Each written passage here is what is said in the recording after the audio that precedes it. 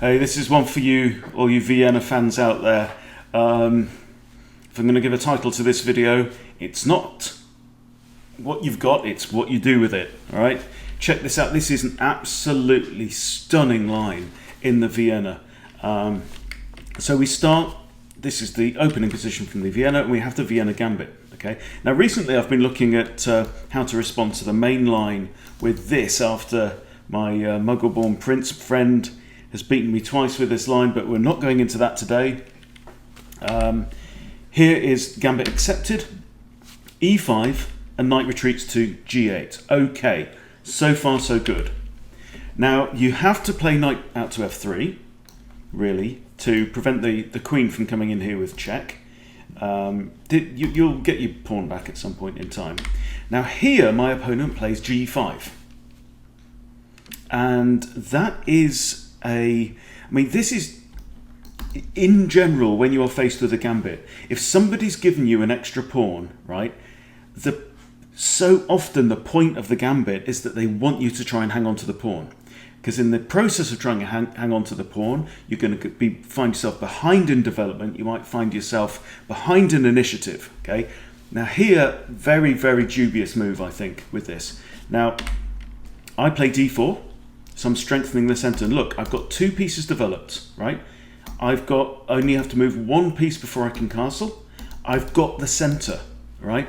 This is not the way to play against a gambit. You have to say, screw the pawn, I'm going to develop my pieces. Okay, so now he comes after the knight, and this is what I want you to pay attention to, right? The critical line here, right? We give up the horse, right? That is horse meat, right? You give it up, grab the pawn, and you're thinking, Ben, you've lost your mind. What are you doing?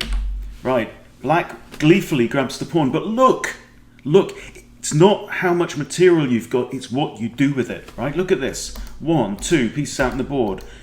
I own the center, I own the dark squares, right? I'm about to capture this. I've got one piece to develop, and then my king also has then a choice of directions to castle. But more importantly, black has nothing. Black has no development, right?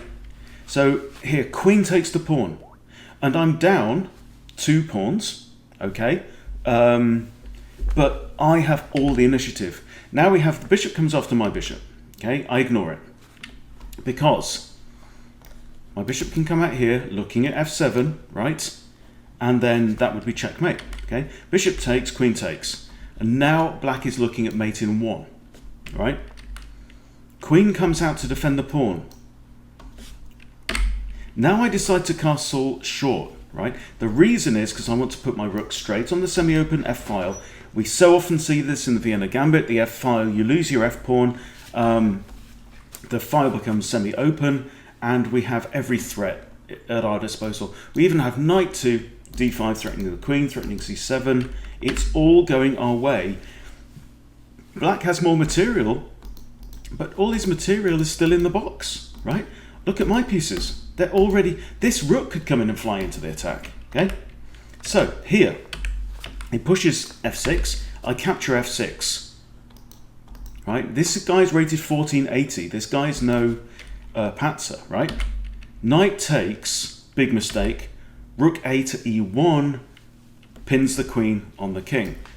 The only way to block would be with the knight, doesn't matter, comes out, okay? So knight comes out, takes, I get another knight, he moves a pawn, loses his rook. He's obviously in a complete state of panic. He moves his king and then resigns. All right, so you have to add this to your notes. If you are a Vienna Gambit player, you've got to know this line, particularly that crucial move. Okay, if he comes out with the g5 and then comes after your knight, don't worry about it. Okay.